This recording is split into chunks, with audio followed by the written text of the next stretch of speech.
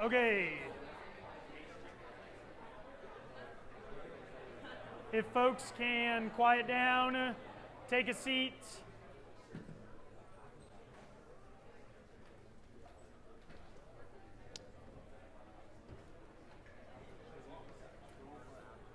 I would like to be able to get started. The truth is, I'm not totally sure if this lecture is like 3 minutes long or 3 hours long, so I'm going to be utilizing the time that I can before you all's lunch break. My name is Tim Ellis. I am the Director of Debate at Washburn Rural High School in Topeka, Kansas. Today I'm going to be talking about deterrence and appeasement. This is a topic that some of you might already have some experience with, particularly the seniors. There was a lot of discussion about deterrence and appeasement on the arms sales topic a few years ago, but for many of you, you have not debated this very much over the last few years. I intend for this lecture to cover a handful of different things. First, I want to just have an overview of deterrence, talk to you about some of the more complicated terminology that has to do with deterrence. Then I'll be talking about appeasement, which will not be quite as long of a portion. And then finally, I'll be focusing on actually debating deterrence and appeasement. But before I get to the debating of deterrence and appeasement, I sort of want to just talk about more broadly something that I think is super important as you watch these lectures. Okay, Kurt mentioned, he's not an expert in biotechnology. Similarly, I have a college degree in chemistry. I do not have a college degree in political science. Even if I did have a college degree in political science, PhD, I would not be able to stand up here and tell you this is what everyone believes deterrence is, and you are going to go into debates and just club people to death on the advice that I have given you. One of the cool things about international relations, about deterrence theory, about appeasement, is that it is all theoretical. There are robust data sets that support some ideas. There are robust data sets that support ideas that are the exact opposite of that. And you all will get to engage in debate and actually be able to debate historical examples and think about those particular things. I'm not going to stand up here and say, there is one version of the advantage that you should read because this theory of deterrence is true. I can't do that. No one can do that. And it's up for debate. So I want you all to think about all of the terminology that I'm presenting, ask questions, and think about the examples, because the truth is that debating deterrence in debate rounds is very complex and requires you to, read a lot of the literature. Like I said, I'm not a political science guy, but I have read a lot of cards and a lot of articles about deterrence over my time as a debate coach. And you all can also do that reading and engage in that debate. Okay? So, to start off, I want to answer the simple question of what is deterrence? Okay? So, deterrence, at least as the prominent mode of sort of stopping wars, emerged as a result of the Cold War. So there were a lot of theorists in international relations who were wondering, in time of great powers, two particularly bipolar great powers, why is it exactly that they are not going to war with one another? This ran counter to years of sort of great power conflict in the European theater during World War I and World War II. And from that sort of thinking emerged the idea of deterrence. Okay? So the general idea of deterrence is that you can use threats to encourage another country to not take a particular action. Okay? Those threats can be implicit or they can be explicit. The idea of an implicit threat is very, very important when it comes to deterrence. I was talking to some of my lab students yesterday about the OCO's affirmative, and their sort of worldview about that OCO's affirmative is that the first O stands for offensive. So that means we have to deploy these attacks. No, you don't have to actually attack someone in order to deter them from attacking. We, since 1945, have not used a single nuclear weapon, but our nuclear weapons are still viewed as deterrents that stop other people from attacking us. Okay? So that is sort of the idea of an implicit threat to another country. Okay? Now, my lecture is about deterrence, but just in case you wanted to know, there's also a corresponding concept called compellence, which is the opposite of this. Compellence is the idea that you can also force another country to do something by using your sort of power in the international community. Okay? So, like, you can coerce particular behavior from other countries and compel them to do the things that you want them to do. It's sort of like the opposite of deterrence. Okay? Deterrence is based on two broad assumptions. Okay? The first assumption is that taking a particular action will have a high cost. Okay? This is, particularly important in conventional war, right? Like the cost of invading the United States would probably be relatively costly, right? I mean, we've all read articles recently about the Second Amendment, and I'm not endorsing the idea that it is quite as unrestrictive as it is, but the truth is that if somebody invaded us, they would have a really hard time marching through the United States because there would be tons of people in Texas that are wielding ARs that would be able to shoot them from their doorstep, okay? So there is a high cost of action if you were to take action. Implied along with that high cost is a low likelihood of success. A country can effectively deter an adversary by convincing the adversary that the cost of their action outweighs the likelihood of their success. And I'll be talking a little bit more about what's called the bargaining model of war that helps to explain sort of how those miscalculations might happen that would lead to deterrence to fail. But this is the general idea of how conflicts can be deterred with power, okay? Now, to be honest, this slide is not particularly in depth. The vast majority of you could read, a single article and understand that. But there are a lot of concepts that after judging years of deterrence debates, students sort of miss out on. So my next several slides are going to be talking about particular types of deterrence and sort of what the nuances of those are. So first, I'm going to talk about nuclear deterrence, okay? Nuclear deterrence, in its essence, is the idea that countries are not likely to use nuclear weapons or are not likely to use conventional force due to fear of retaliation from a nuclear adversary. Okay? It is not particularly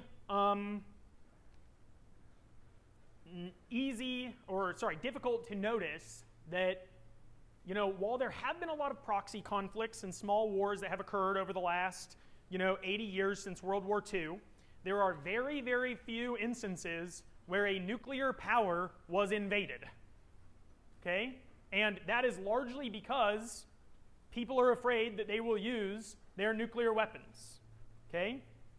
This is normally described by people like, I guess, do you all know sort of the term that is often used to describe this conundrum? Yeah. You, on the edge. Okay, and I'll be talking about mutually assured destruction quite a bit here in a minute, okay? However, as the idea of mutually assured destruction developed, U.S. nuclear policy went through two different phases. And it's sort of alternated back and forth between those two phases. You will see these two phases used a lot, and I'll be talking about their analogs that are still used now a little bit later. Okay? So the two large stages of U.S. nuclear policy during the Cold War were containment and détente. And those two strategies were both useful, even though they are almost opposites, because of mutually assured destruction. Okay, so the idea of containment is the idea that you will increase your military capacity, you will increase your capacity to deter a rival with spheres of influence, etc., in order to decrease the likelihood of war. Détente was the American policy of actually decreasing our capacity to wage war, or at that point in time, stifling it. So we stopped producing a whole bunch of nuclear weapons during the Cold War, we started engaging in things like strategic arms reduction talks with Russia, and that was a policy about engaging them in order to bring them into the international fold and also decrease the likelihood of war. Okay? So these two policies are sort of opposites in many ways that we engaged in throughout the Cold War. But they were both broadly successful, most IR scholars think, because of mutually assured destruction. So do any of you all know some of the characteristics that make mutually assured destruction possible? Kid next to the kid I already called on. The detection systems that allow a country to realize an attack has been won. Command and control. Okay?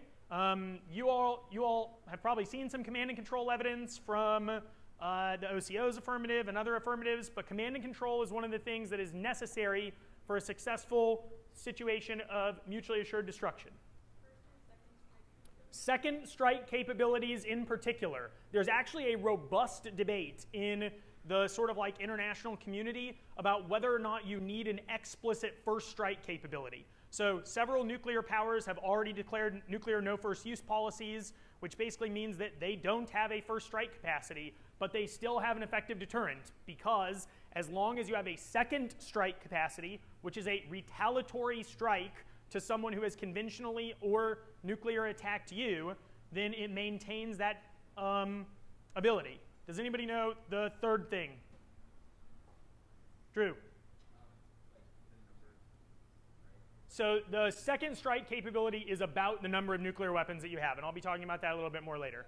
Okay, the third thing that most people talk about is some system to stop you from having false alarms.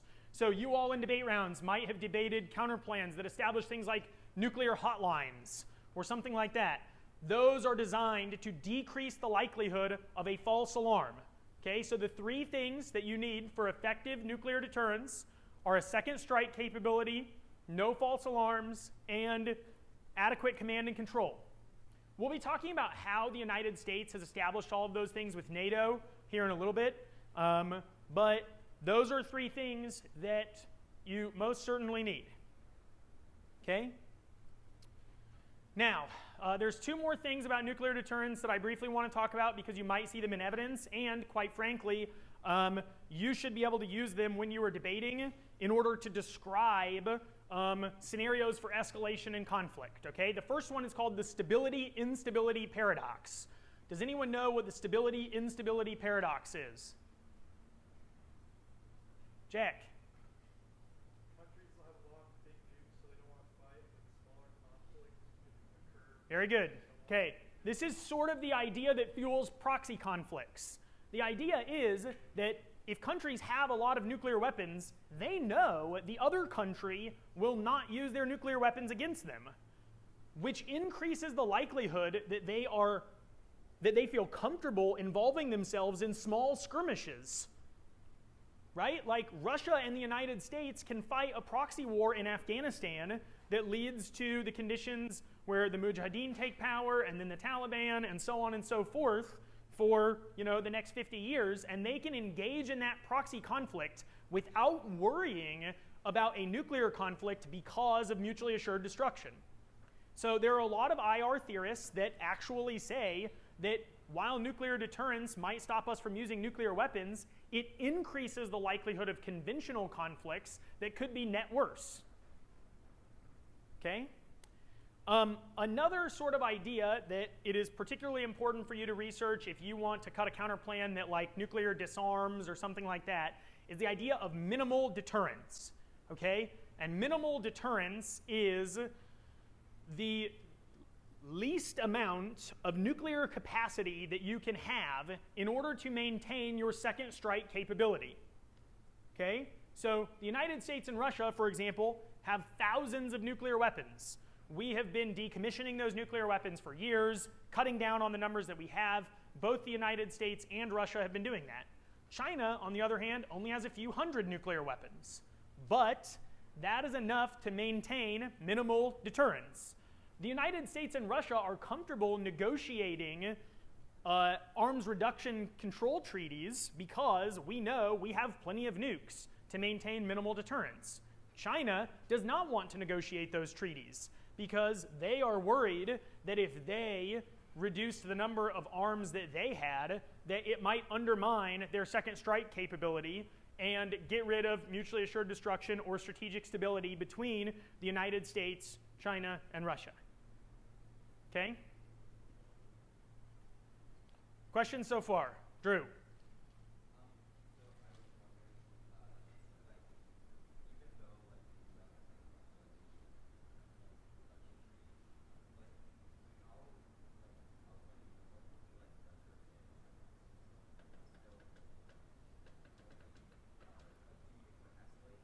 I could not hear everything that you said, but I think you mentioned retrofitting things, and so Russia and the United States have a very complicated relationship with nuclear disarmament right now. The Trump administration largely destabilized plans to continue strategic reductions of nuclear weapons.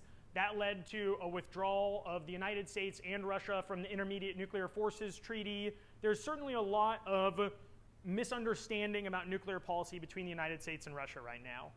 That being said, pretty much anything that I have read seems to indicate that it has nothing to do with minimal deterrence. Some of the things that I'm going to talk about later, like emerging technologies and the impetus for miscalculation that might undermine our ability to successfully bargain for peace in an escalatory situation, could certainly be called into question. But we'll be talking about that later, assuming I don't babble for too long. Cool? All right, cyber deterrence. So cyber deterrence is, a much more emerging thread of deterrence philosophy among international relations scholars, okay? It is often referred to in two different and distinct ways. The easiest way to sort of think about these two ways in your head are cyber defense and cyber offense. Cyber defense is your ability to deter attacks, incoming attacks from an adversary, okay? So our ability to stop Russia, China, rogue hackers, whatever else, from attacking US cyber systems. There's also the offensive component to cyber deterrence, which is our ability to attack other countries. Does anyone know what is, and America has never actually admitted to this, but does anybody know what the most prominent, probably, example of US offensive cyber operation is? Hank? When they did the thing with the flash drive in Iran? Stuxnet. So Stuxnet is the name of the virus that was put in Iranian nuclear facilities. I'll probably talk about it a little bit more later because I'm going to talk about the JCPOA a little, at least as long as I don't run out of time.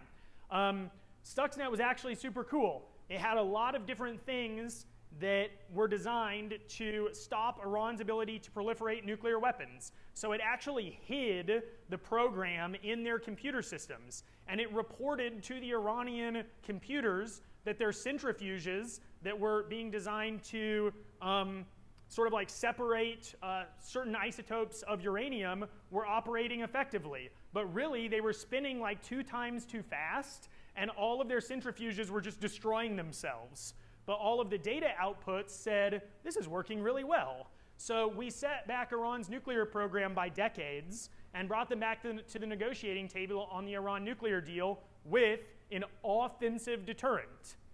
The mere threat of that, since the United States implemented Stuxnet, or probably implemented Stuxnet, we would never admit to such a thing, but the mere effect of that is that a whole bunch of other countries have basically thought that it's useless to pursue uranium enrichment projects because, they can just have years of their work taken away, okay? Here's some important terminology about cyber deterrence, okay? The first thing is denial, okay? And each of these things is sort of associated with this graphic over here on the right, which was created by the United States government in 2019, about our layered mechanism to cyber deterrence, okay? So denial is the idea that we need to stop foreign adversaries from being able to access US servers. Okay? That's sort of like the central tenet or the middle layer of the United States' cyber deterrence strategy. Okay? There's also punishment.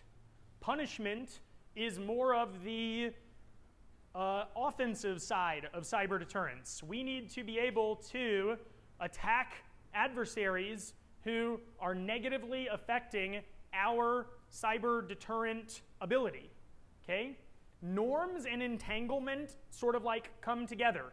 Okay? So norms is, basically what the OCOAF is about, establishing global or international ideas about when it is and is not appropriate to use cyber operations. Entanglement is the idea that if you get allies and other people all tied up in these same norms, that it will deter conflict because an attack on someone else could be perceived as an attack on a much stronger power.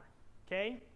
And then escalation is also part of the sort of imposing costs part of this whole spectrum, which has to do with our ability to respond to an offensive attack with offensive attacks. The sort of mutually assured cyber destruction that we already talked about in the context of nuclear weapons. Okay? Now, does anybody know what makes cyber a little bit more different? Why do authors write about cyber deterrence in a way that is like much less confident than the way that they write about nuclear deterrence? Harlan.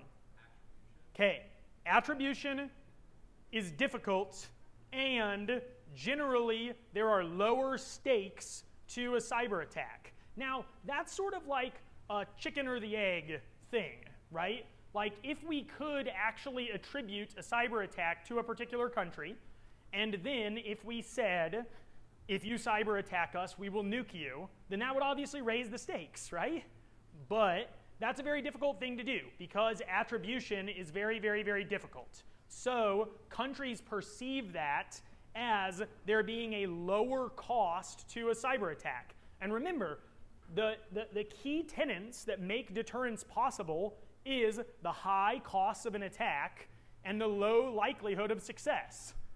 Well, attribution and the inability to attribute an attack lowers the stakes of an attack, which dramatically increases the amount of cyber operations that occur compared to like conventional military operations. Cool? All right, these next few slides I think will be a little bit quicker, but they are also important. Oh wait, the next few after this one. But okay, so now I want to talk about NATO and deterrence. So these are just a few things that I feel like it is very important for you to understand about the United States' relationship with NATO and how it deters conflict in the European corridor. Okay? So the first thing is that the United States, and this is sort of like one of NATO's dirty little secrets that they don't like people to know, but the United States is engaged in what is called nuclear sharing with NATO. There are actually 5 countries in NATO that have, we think, 20 nuclear weapons each. So there are like 100 US nukes floating around Europe. They're called tactical nuclear weapons. I actually think that they've sort of changed the name in the last few years, but I don't remember what it is. They used to be called tactical nuclear weapons. And they are particular nuclear weapons that the United States has strategically placed with our NATO allies in order to increase the nuclear deterrent that NATO has against basically Russia. The 5 countries that they're in are up there. It's like Belgium, the Netherlands, and Turkey is one that people talk about all the time because of Turkey's sort of like flirtation with authoritarianism, but also having a bunch of US nuclear weapons, etc. Okay? Now, outside of a nuclear deterrent, we've also been ramping up our conventional deterrent.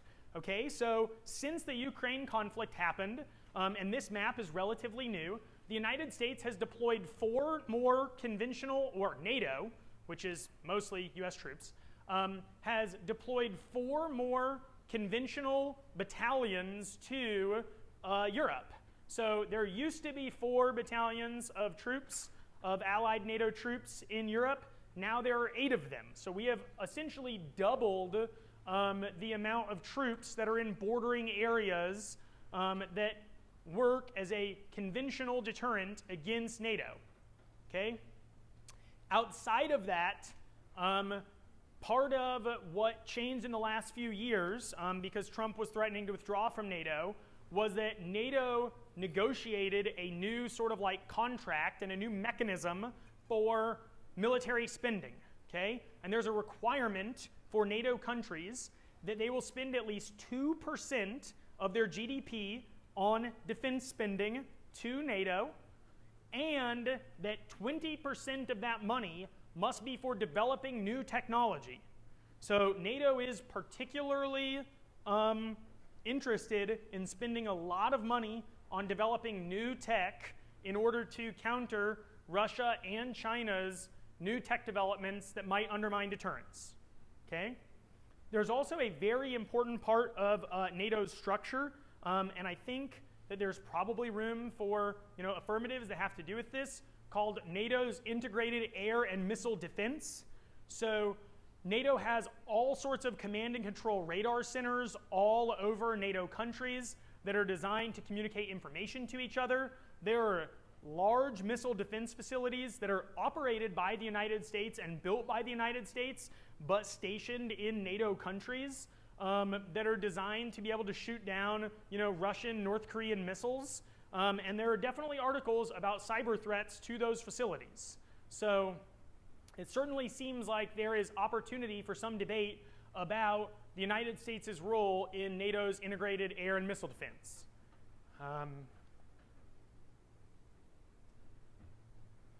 Cool? We're all good with this one? Okay. Next I'm going to talk about a little bit more deterrence vocabulary, okay, that you might see in some of your evidence that sort of talks about deterrence. So the first concept I want to talk about is what is called deterrence by denial. Okay? Deterrence by denial is stopping an action from another country by decreasing its likelihood of success. I've already talked about this. We know that that's a type of deterrence, right? You don't just have to offensively attack people. But this is the actual name that you will see in literature, deterrence by denial. What are some examples that you think we have of deterrence by denial, or that the United States uses for deterrence by denial? Marshall? A2AD. Okay, A2AD is a great example. It's actually not one of them that I have up here, but it is a great example. Yes? BMD. Yes, BMD. Okay. Those troop deployments that we just talked about are another great example of deterrence by denial. We deny people particular space by placing our troops and our Article 5 commitment there, right? And then cyber deterrence, right? Like, all of these sorts of things are deterrence by denial. Our troops, our new troops that we have put, our 4 new battalions that we've put in Europe, are not engaging in conflict, right? They're not fighting Russia. They are denying Russia the opportunity to underestimate the cost of war, which is deterrence by denial. It raises the stakes of war and thus makes deterrence more successful. Okay? Now, there is also deterrence by punishment.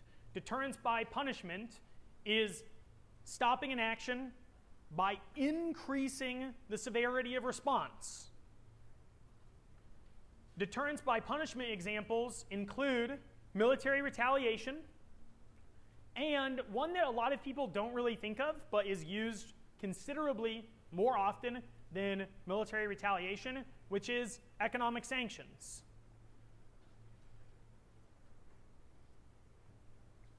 And I think that talking about economic sanctions for a second is relatively important, okay? Because there is basically a divide between people who actually know things about international relations and people who tweet about international relations, where they think that merely sanctioning a country is not an effective deterrent.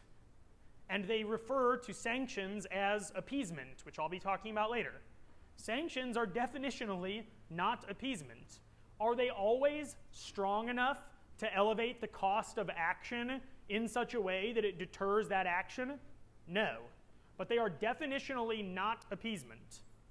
They are fundamentally different things. They are an example of deterrence by punishment, because they impose costs on your adversary, in particular like economic costs that can create, like displeasure within the adversarial country that can coerce change. Okay? All right, the next two sort of distinctions in deterrence literature have to do with direct deterrence versus extended deterrence. Direct deterrence is merely stopping a credible threat of invasion to domestic territory. That's all that direct deterrence is. I'm not going to spend a lot of time talking about direct deterrence because I think that it is relatively straightforward. It is stopping someone from invading your country. Extended deterrence is quite a bit more complicated and involves quite a bit more action on the part of the hegemon. Okay? So extended deterrence is stopping a credible threat on an ally that is not you and stopping an attack on their territory. Now, the United States has several examples of things that we use for extended deterrence. One of them is in this graphic, that's why I did not put it on my slide, which is the idea of the United States nuclear umbrella. There are countries that the United States has basically assured, you don't need to develop nuclear weapons because we will protect you if you need a nuclear response. Over the last few years of debate, probably the portion of the United States nuclear umbrella that has often had the most discussion about it has been Japan. That's largely true because, quite frankly, the only reason that Japan does not have nuclear weapons is because the United States has assured them that they do not need nuclear weapons. They have nuclear weapons capability. They have the scientific expertise to enrich uranium.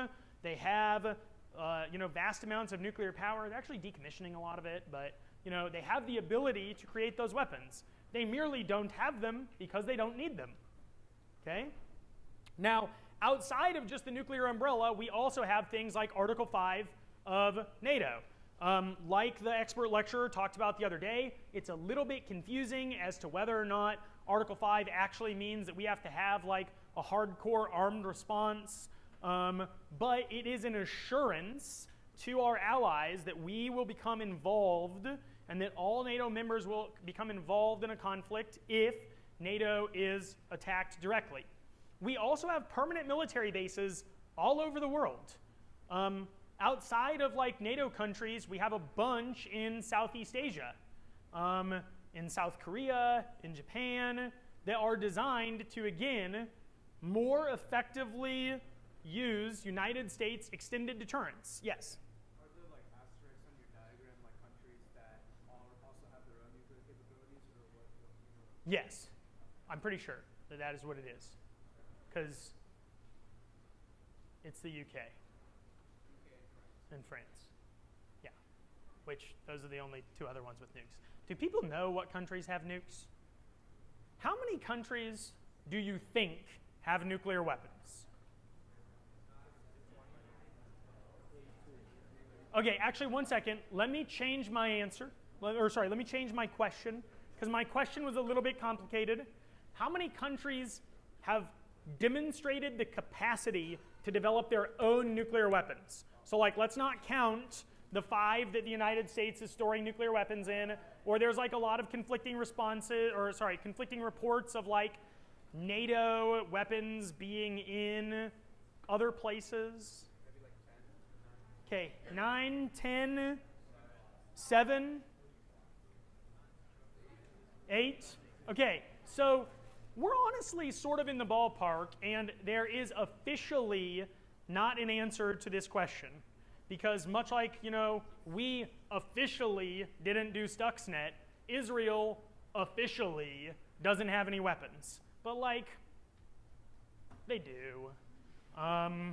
So, most people count them as a nuclear power, even though we are not 100% sure, and they've never officially admitted to the capability of making their own nuclear weapons. Does anyone think that they can name the nuclear powers? Yes. Ion. US, UK, France, India, Pakistan, North Korea, Israel, Russia, China. Those are the 9. Okay? 8 official ones and Israel. Okay? Now, like I said, other countries have weapons because of nuclear sharing, but okay. Now, the last thing that I want to talk about with extended deterrence is one of the things, and we are about to get to the part of this PowerPoint where I talk about how deterrence can sometimes fail, and this is one of the first examples, is one of the things that causes deterrence to break down a little bit, and that is the idea of ambiguity about our extended deterrence. Okay? The 2 most prominent examples that you will probably see, given our current geopolitical environment, are Ukraine and Taiwan. Okay? It is ambiguous as to how the United States would respond if Taiwan were forcefully invaded. It is no longer 100% ambiguous as to what will happen if Ukraine gets invaded. But if Ukraine is completely taken over, it is still ambiguous as to how the United States will respond. Okay? And I'll talk about, the difference between those 2 red lines a little bit later when we talk about appeasement. But ambiguity can be one of the things that undermines deterrence. There is, a lot of credible international relations people who basically think that the reason that Russia felt like they could invade Ukraine is because the United States policy went from ambiguous to we will explicitly not deploy troops, which lowered the cost of conflict and increased Russia's bargaining power when it came to trying to negotiate for peace. Okay, the last sort of deterrence vocabulary I want to talk about is general versus immediate deterrence, okay? And again, I've mentioned this is very complicated. People write about it a lot. People write about general extended deterrence. They write about, immediate extended deterrence. So all of these words that I have just introduced can become even more of permutations that make them more specific, okay? But the general idea of general deterrence is that they are long-term strategies that are aimed to dissuade action in a large general theater. Okay, so general deterrence is like mutually assured destruction during the Cold War. General deterrence is like the Asia pivot. Does anybody know what the Asia pivot was in IR literature? I've already called on you. I haven't called on you, I don't think.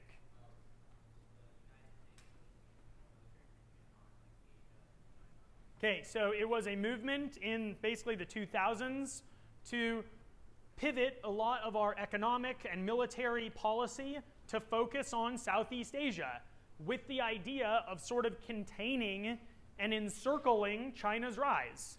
So we increased engagement with Japan and South Korea. We talked about negotiating trade deals that would leave out China. All of those things were part of the Asia pivot, which was designed to generally deter conflict in East Asia. Now, there is also immediate deterrence. Immediate deterrence is short-term, urgent responses to emerging threats. Probably the most common example of immediate deterrence is the Cuban Missile Crisis, where the Soviet Union was moving missiles close to the United States shore, and there was almost a breakdown of deterrence that could have triggered a nuclear conflict. Okay? Now, this graph right here, and I don't expect you to try and write all of this down. This will all be in a PowerPoint that I will share with your lab leaders, etc. Or you could just Google like a flow chart of decisions in a deterrence situation. But this flow chart follows what a lot of IR theorists talk about are the decisions that are made, the split-second decisions that are made, and what could end up leading to war. Okay? On this particular chart, there's two primary letters, a challenger and a defender. So the first choice that is generally made in any conflict is the challenger deciding, am I going to threaten or am I not going to threaten? So Russia started amassing troops on Ukraine's border, which was a threat, right? They chose to threaten. The next choice is a choice by the defender. The defender's choice is to mobilize a response or to not mobilize a response. Now, from there, all sorts of different things can happen, right? If you are to mobilize a response, the challenger can look at that response and say, this seems like it's going to be a bad time. I don't really want to do this. And they can choose not to act, which results in them backing off of the conflict. Or they can say, whatever response you have mobilized is not actually a high enough cost inflicted on us for us to stop this conflict. So we are going to continue to act. And then the defender can choose to not fight or to fight. Okay? So in the context of this conflict with Russia, the United States mobilized and NATO mobilized a bunch of troops. Russia said, we are going to act anyway. NATO backed down because it was not an attack on NATO territory. And it led to not having a great power conflict. Okay? Alternatively, if you don't mobilize, then the challenger can still make choices, some of which end in war, some of which do not. Okay? Now, this is going to be, and I'm probably going to run out of time before I get to the slide called Angry Old Man Rants, but this is going to be my first Angry Old Man rant of the day. I no longer want to judge debates where the 2 in R sounds like, we've read a miscalc card, boomy boomy, impact. Describe the scenario for conflict. You now have the requisite vocabulary that is necessary in order to describe the decisions that are made by great powers that could lead to an escalation of conflict. Start utilizing that in debate to make yourself considerably more persuasive and to heighten the probability of your impacts. Okay? Now, when deterrence breaks down, one of the sort of theories for when deterrence breaks down is called the bargaining model of war. Okay? And I know that this slide is very busy, so I'm going to spend some time on it. Okay? The bargaining model of war attempts to basically describe the different things that can happen that will lead to countries not finding a stalemate and instead going to war. Okay? It does that by describing all sort of interactions that could lead to war as bargains between two different parties, Party A and Party B. And it sort of assumes that when two parties are in conflict with one another,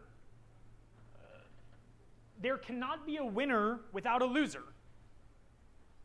Okay? So, the bargaining model of war basically says that, let's say that there is currently a border between powers A and power B. And if they go to war, the probable new border is over there. Who would that, based on this graphic, be good for? B. Okay? So B has an incentive to go to war. Okay? Now, that being said, B also recognizes that there are costs to going to war, right? There are people that will die, resources that will be lost, etc. A also recognizes that there are costs to go to war. So there is anywhere in this area means that a new sort of possible border would be preferable to actually fighting. B could give up a little bit of land, and by giving up a little bit of land, these people would not die. A could give up even more land, and in giving up even more land, these people would not die. That establishes the outcomes that could exist that avoid war. So the idea is that countries will calculate the amount of loss, and they will set acceptable parameters that avoid war. Okay? So, for any choice A and B, if it is true that war is costly and the object of the content can be divided, the border can be moved, then there is always going to be a possibility for a negotiated settlement. This sort of bargaining model largely explains why so few wars actually occur. There's all sorts of international conflicts that occur, and most of them are settled peacefully because there are acceptable parameters. What are some things that might undermine those acceptable parameters?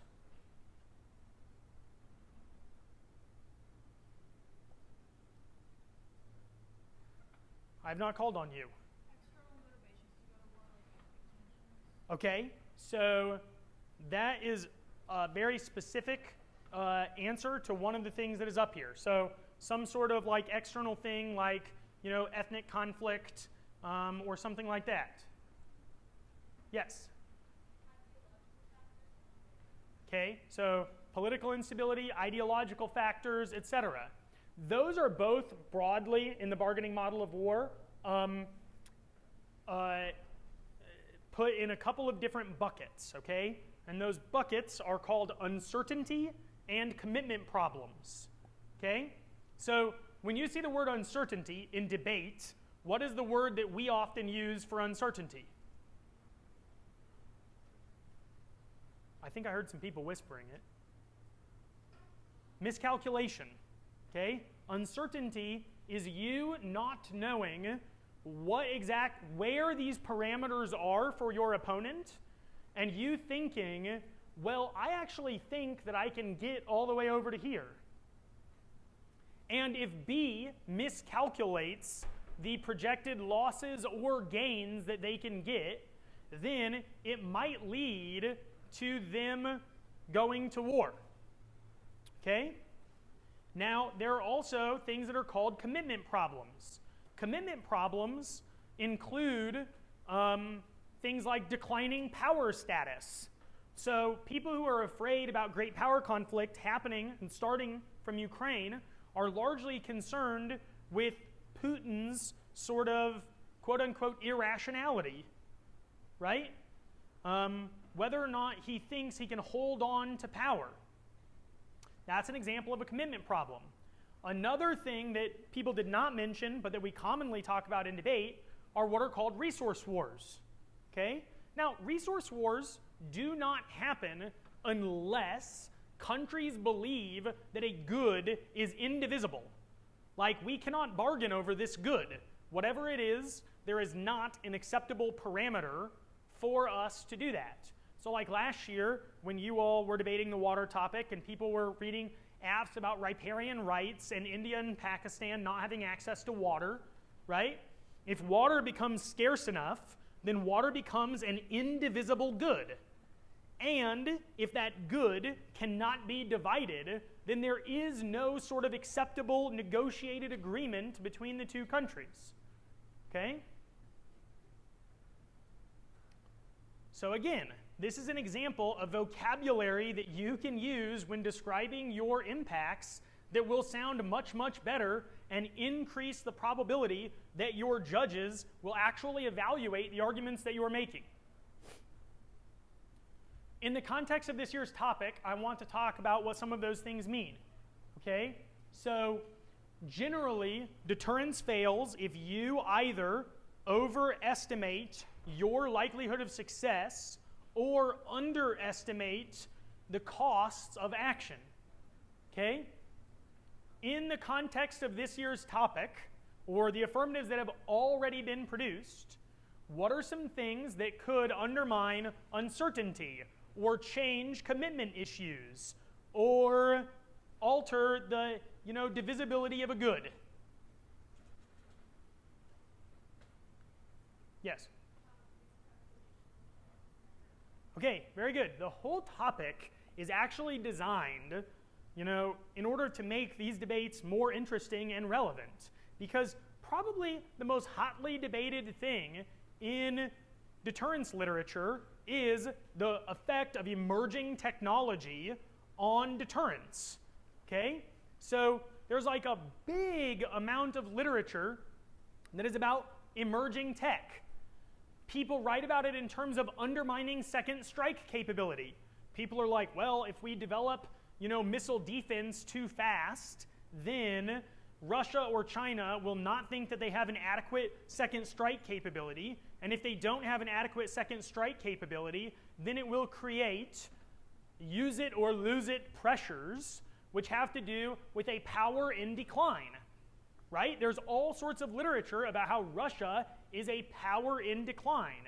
If it is true that right now NATO is exposing Russia's military as weak and an incapable deterrent, then that changes the calculation of gains and losses that everyone takes into effect when they are thinking about going to war with Russia.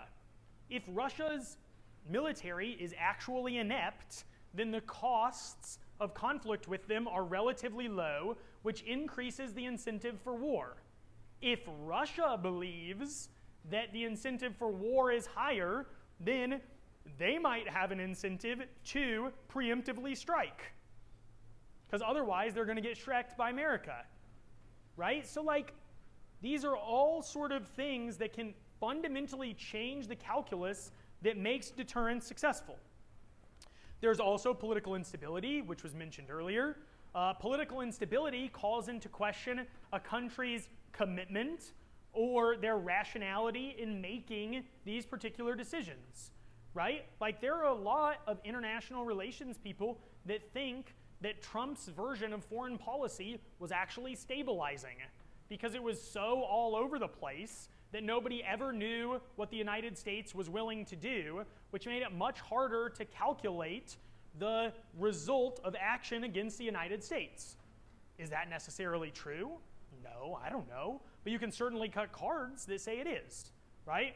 One of the very cool things about this debate is that there is not a consensus about what does and does not cause war, which makes it ripe for you to have an understanding of the theory, have an understanding of history, and be able to win these debates. I think I'm going to move on to appeasement, so before I do, questions.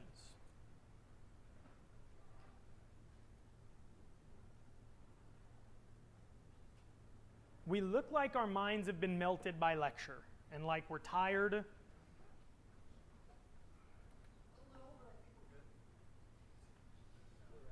Okay, give me,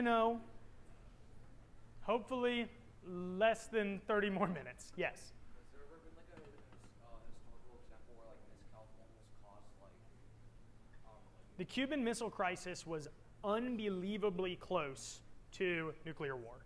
So if you want to sort of read a scenario about how miscalculation de-escalated because of sort of immediate deterrence and the ability to not have false alarms, that's probably the best example of successful deterrence in a very close miscalculation scenario.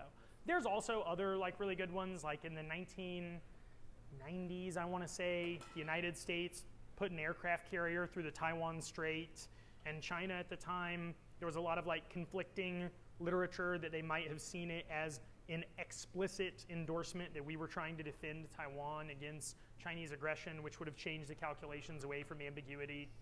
So there are examples that people write about. But again, it's all conflicting.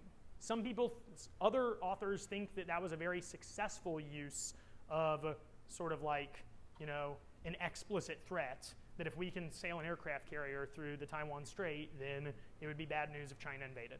So like some people think it's bad, some people think it's good. You can find evidence on either side. Okay, let's talk about appeasement. Appeasement is probably most commonly discussed in literature as an example of what caused or what led to a breakdown of multipolarity in Europe and World War II. There are three pretty common examples in three different countries and three different theaters that all were responded to with making concessions, okay? So the general theory of appeasement is that if there is a rising power, if there is a revisionist rising power, or if you don't know whether they're revisionist, if it's sort of questionable whether or not they're revisionist, that you can make small concessions to them. And by making small concessions to those countries can be brought into the international fold and thus can become productive members of, like the liberal international order. Or at least that's what it would be now that 70 years post-World War II, the liberal international order sort of exists, okay? So the idea of appeasement now is like, if you give this country a little bit of what they want, it will show them that they can negotiate and be part of a more peaceful world order. So a few examples from the 30s, some early 30s, some late 30s. First was the Japanese invasion of Manchuria, an area of China. In particular, the argument that was made by Japan, by Imperial Japan at the time, was sort of similar to what you will see now, which is that there was an area that largely identified ethnically as Japanese. And thus, it was acceptable for Japan to invade and to reclaim that territory because those people wanted to be a part of Japan. Okay? Similarly, exceptions were made in Africa in terms of Mussolini invading Ethiopia and in Germany. What you will mostly read about, if you take AP US history or just generally read about appeasement, is all of the different decisions that were made by the Prime Minister of the UK, Neville Chamberlain, in terms of continuing to allow Hitler to push more and more into the European theater.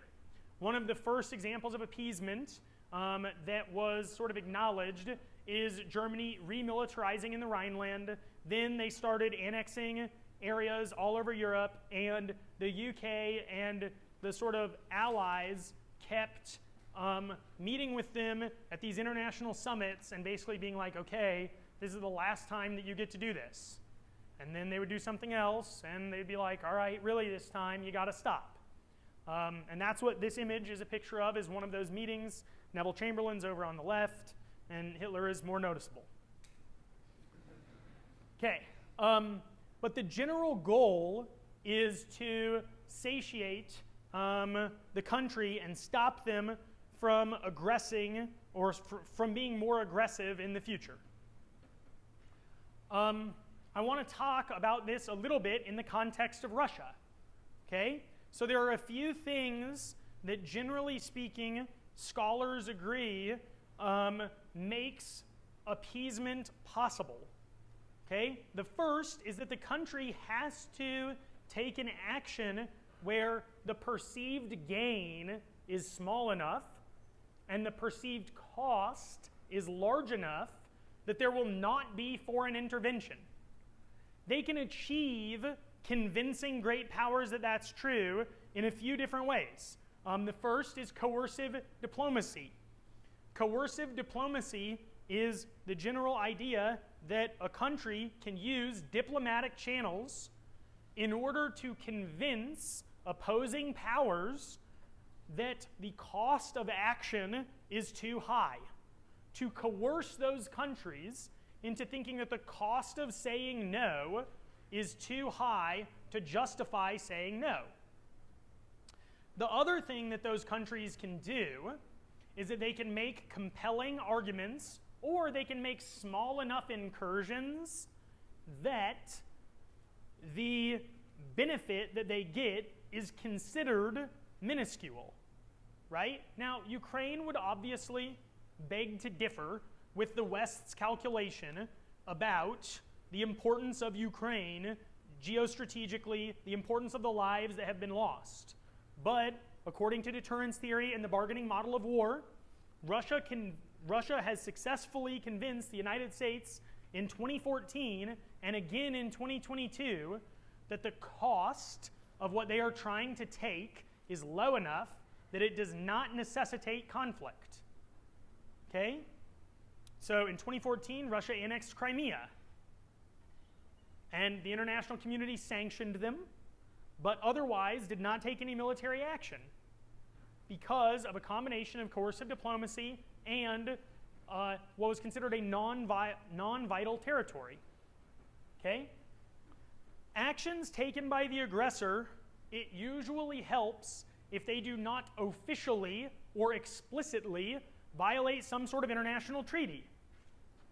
Russia is much less likely to move from Ukraine into Poland because it would violate Article 5. If you look at the sort of like maps that I have up here on the screen, you will see that there is a correlation between the Russian points of attack and their proximity to NATO. There is also a correlation that is more coercive that has to do with areas of Ukraine that identify in some way as ethnically Russian. So an example that Russia has given is the number of Russian-speaking individuals who exist in Ukraine. And they are primarily located in all of the regions that Russia is allegedly, they're the only regions that Russia is allegedly interested in. This is a form of convincing the West that the costs of going to war are not really worth the benefits that they will get from protecting Ukraine. Okay?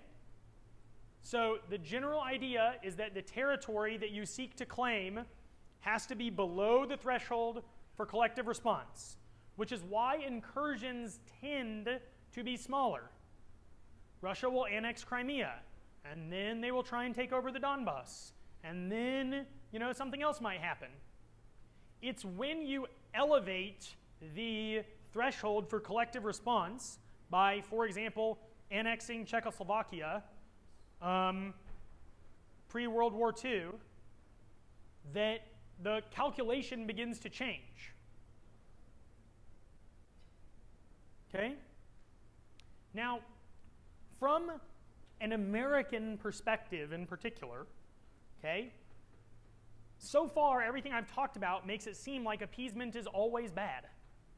That's not necessarily true, okay? From an American perspective in particular, appeasement is not always bad. In fact, the argument that is often made when it comes to appeasement is calling into question whether the rising power or the aggressor in the situation is aligned with your outcomes. Okay? So a great example of that is that the British Empire chose to appease the United States as the United States was rising. The United States was increasing their international influence. There was rampant US imperialism all over the world, and Britain backed off and allowed the United States to become a world superpower. They did not contest us or go to war. Part of that is because the worldview of the United States was aligned with Great Britain. They wanted, or ostensibly, they said that they wanted to lead the world through international institutions, peaceful diplomacy, etc., etc. Right? this is the same sort of debate that has been mentioned many times, and I'm eventually going to, gloss over again, that has to do with whether or not someone is a revisionist or a status quo power. If they're not going to challenge the overarching institutions that exist, then it's probably not that bad if you appease them a little bit. If they are trying to upset those things and fundamentally change them, then appeasement might not be the correct strategy. Iran is a slightly more complicated example of that. So in 2010, we identified Iran as trying to upset the global balance of power. So we launched an offensive cyber operation on their nuclear facilities. By the time 2015 rolled around, we negotiated the Joint Comprehensive Plan of Action, more commonly known as the Iran nuclear deal.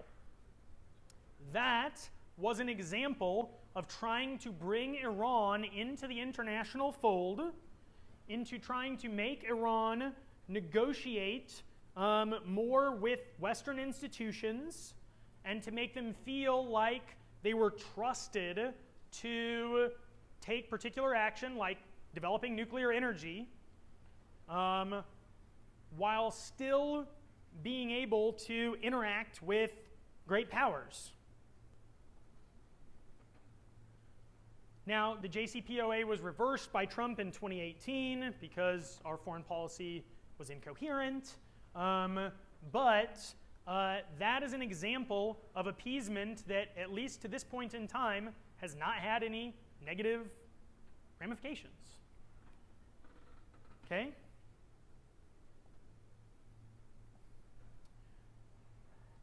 So the last thing that I want to talk about here are two slightly different terms that you will see in literature that sometimes get conflated, and they get conflated a lot in debates that I watch, which is the idea of engagement versus the idea of appeasement. Okay? Appeasement has to do, generally speaking, with giving up territory or resources or explicitly giving a challenging country what they want. Okay? Engagement, rather, is a strategy of increasing person-to-person contacts. Okay? So it is explicitly not antagonistic, necessarily. Okay? But it could be like inviting them into international forums without giving them what they want. Okay? Engaging a country, the general idea is to increase the interdependence by creating more opportunities for contact between nations that would raise the costs of conflict between those two countries. These two things are not the same. People will refer to them in debates as the same. The number of appeasement disads where people just read cards about engagement and the other team doesn't ever know anything about the difference is astronomically high. Okay?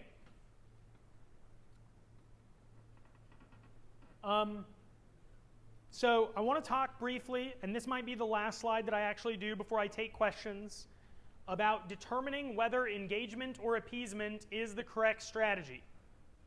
Okay? And this is where these debates start to get utilized in debate a lot, because there will be conflicting theories of international relations, and those conflicting theories of international relations will dictate whether aggressive deterrence or whether appeasement is the correct avenue for action. Okay?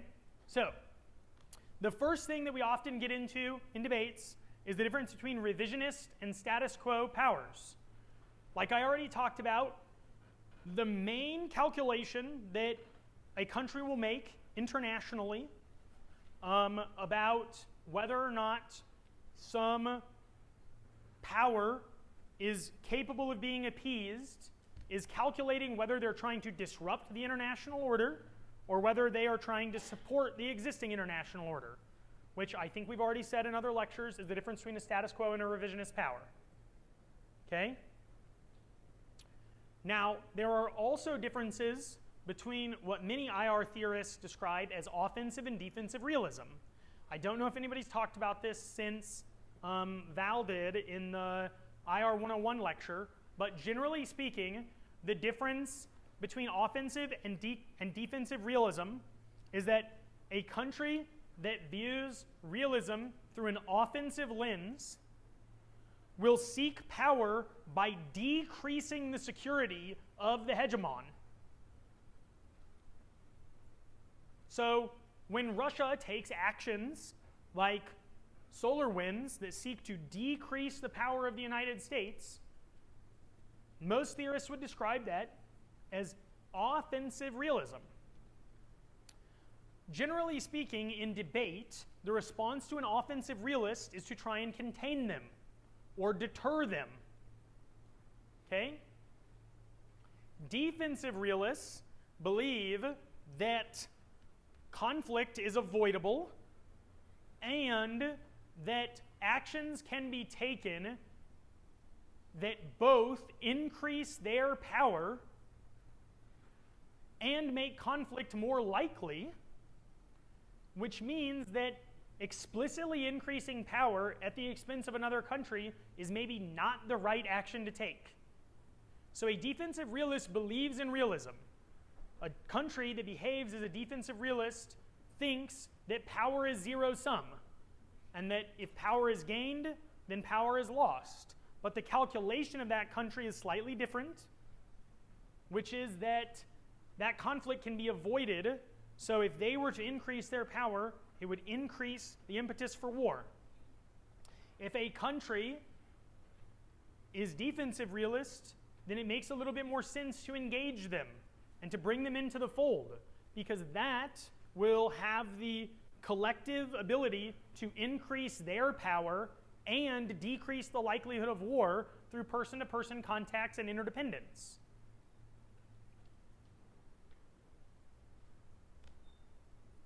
Okay, I technically have 2 more slides.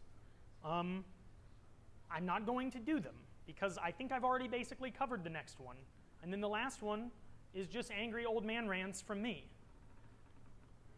So unless we want to see the angry old man rants, all right. Okay, so first things first, okay? Please, whatever you do, stop just reading 1,000 revisionism cards and then at the end of the round telling the judge, I win. Read the cards. It's all in there, okay? Like, this is the worst version of debate, where you just spend the entire 1R reading cards about how Russia is revisionist, and then you say, 1% risk Russia's revisionist means that the plan's a bad idea. Okay? This is terrible. Okay? There are very easy ways to avoid that debate. The first one is to just read scenarios that are not dependent on revisionism. Create specific scenarios for miscalculation where it does not matter whether Russia is broadly trying to challenge the global international order, or maybe they just think that they have dope hypersonic weapons, or that they have an AI advantage, or whatever else, right? And then you can skirt the revisionism problem entirely. And I promise that once you do that to a team once, the next time that they stand up and try and read 1,000 revisionism cards, they won't.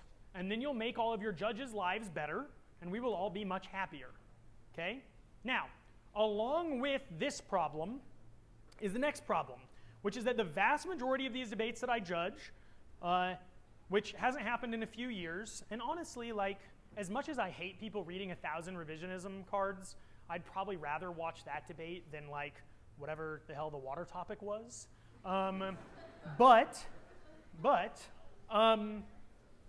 The next thing that can enhance your debating on these ideas is link magnitude, okay?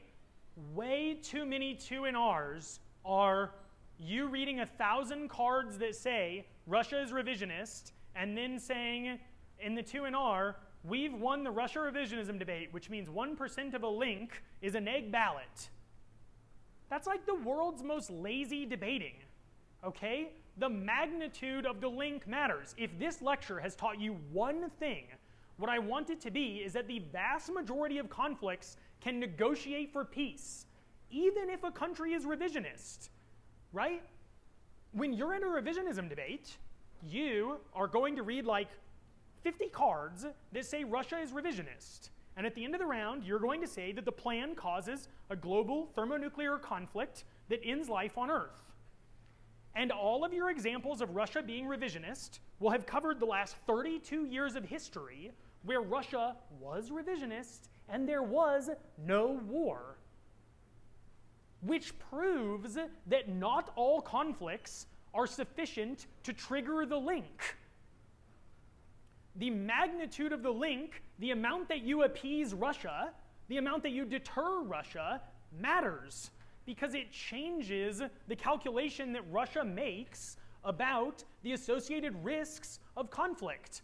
The larger the link to the DA is, or whatever, the larger the link to the advantage is, the more likelihood there is that you will be able to prove to the judge that that conflict happens. The flip side is that if somebody gives a 1% risk because Russia is revisionist to NR, then your 2AR becomes very, very, very easy because history proves that a 1% risk is not sufficient for Russia to calculate that the cost of war is worth it.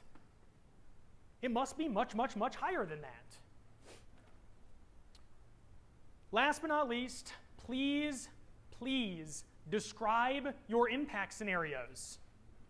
The cult of magnitude, where you just stand up and say, like, big Russia boom boom, extinction, we win, is also very bad and lazy debating. The probability of you accessing great power wars has to do with your ability to describe a specific scenario. Your evidence describes specific scenarios like collapse of NC3, command and control, which we've already established is a necessary precursor to effective nuclear deterrence. If you talk about your impact scenarios that way, instead of just being like, Russia war is the only thing that can get to extinction, prefer magnitude, then you're going to sound much better in your 2NRs and 2ARs if you can articulate a scenario for escalation. Okay? Okay, I've talked for way too long. I'm done. If you all want to ask questions, please, I will answer them. But also, if you want to go to lunch, go to lunch.